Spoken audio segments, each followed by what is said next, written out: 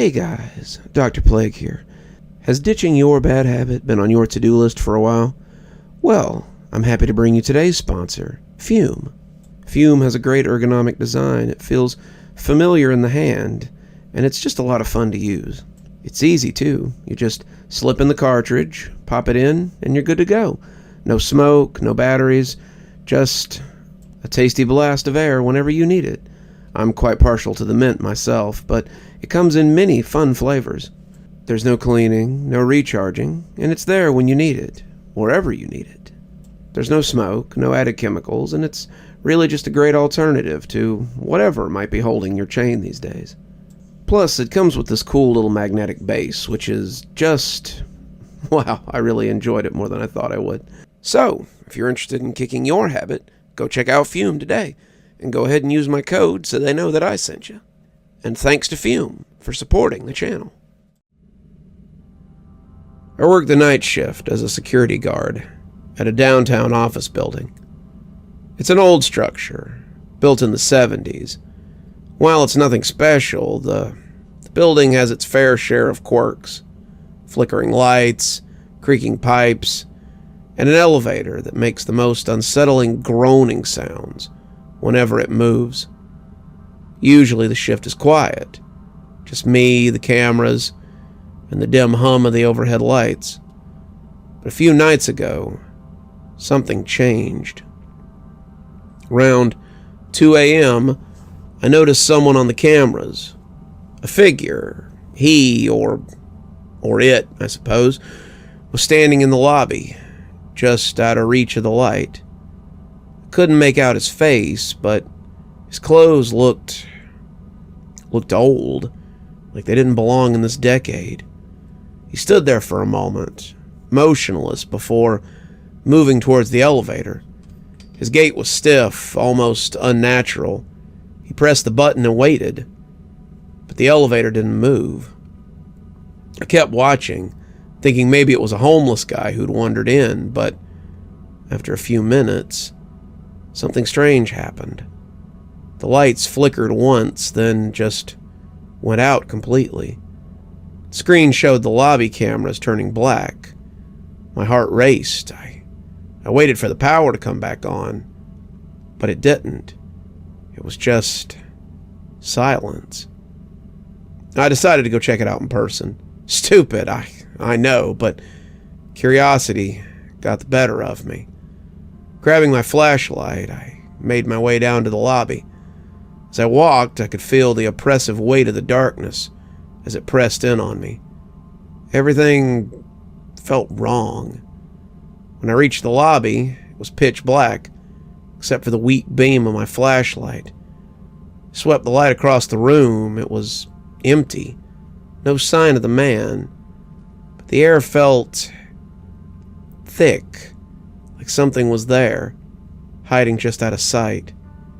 The only sound was the soft hum of the elevator.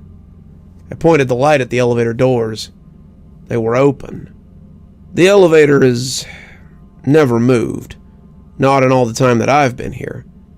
Yet now it was wide open, revealing an abyss of darkness inside.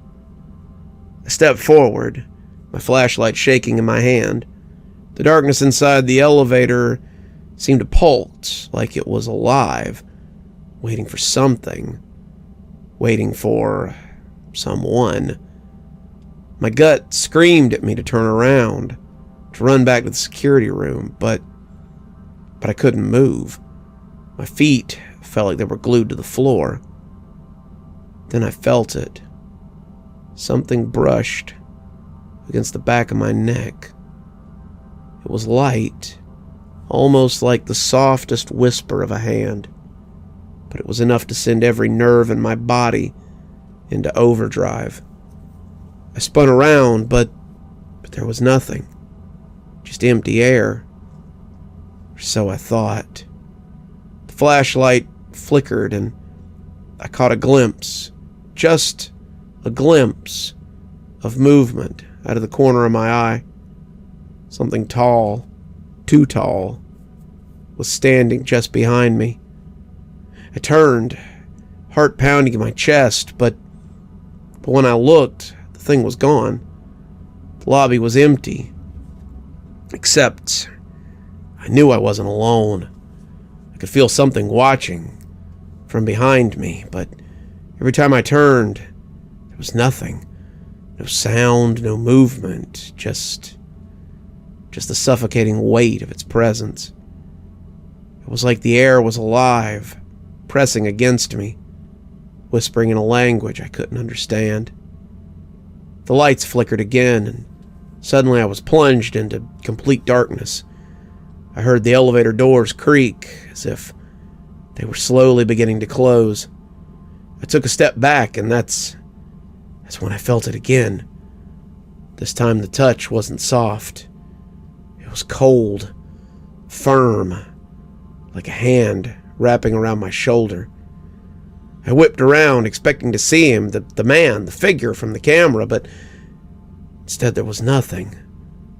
Only the endless black. I couldn't see. I couldn't breathe. My back pressed against the elevator doors as they started to close behind me. That's when I realized I was no longer just imagining the touch. The hand was still there, cold fingers digging into my skin. The whispering was louder now, right in my ear. A single, rasping breath that sent ice shooting through my spine. Before I could move, I felt something shift behind me, and the world tilted. The elevator moved. The doors, though closed, didn't feel like doors anymore. It felt like I was being pulled backwards into something. I stumbled forward, trying to escape whatever was behind me, but it was too late. I don't know how to explain what happened next. The walls stretched. They weren't walls anymore. The whole building felt like it was bending, twisting around me, pulling me towards the elevator. I couldn't see it, but I could feel it. A cold, suffocating presence, dragging me closer and closer. The hand on my shoulder squeezed tighter, forcing me down to my knees. I tried to scream, but no sound came out. The whispers were louder, coming from everywhere and nowhere all at once. I wanted to turn around to see whatever was behind me, but deep down I knew that if I did, it'd be the last thing I ever saw. Just as the pressure became unbearable, the lights flickered on, and everything stopped. The elevator was closed. The lobby was empty. I staggered back to the security room, my legs shaking. I pulled up the camera feed, hoping to make sense of what had happened. But the footage was gone. It was like nothing had happened at all. But every night since, I felt it. The thing in the elevator. It's waiting for me. It's always there, just out of sight, just out of reach. Every time the lights flicker, every time I pass the elevator, I can feel it watching. And I know, one night, when the lights go out, it's gonna pull me in. You're still here. Thanks for stopping by. Dr. Plague here. Always a pleasure to see all my new and old viewers coming by for another one of my spooky tales. If you'd like to support the show, you can always take part in one of our channel offers through Fume or Aura, or you can just click on another video when they come up. I'd really appreciate it. For our newer viewers, we also have lots of playlists and other things if you'd like to get caught up. I know some of my series have been going on for quite a while. If you'd like to get my latest book, there's a link down below that'll take you to my Amazon page. Towesey Homestead just came out, so if that's something you'd like to get your hands on, go ahead and have a look down there. If you'd like a signed copy, you can go ahead and email me from my email address on the site, and I'll get with you about shipping information and ship you a signed copy. If you'd like to support the channel in a more monetary fashion, we also have membership through YouTube, and we've got a Patreon that you can get the information for in the description. We have lots of tiers and everything to suit your needs. Patrons that support on the $10 tier, that's our Ghostly Reader tier, get a book anytime I write one, signed and on their doorstep. As you may have noticed, there's a list of patrons and members on the screen, and I'd like to personally thank every one of them for taking a hand in the future of this channel. Well, that's enough for tonight. Dr. Plague, signing off. Have a wonderful evening.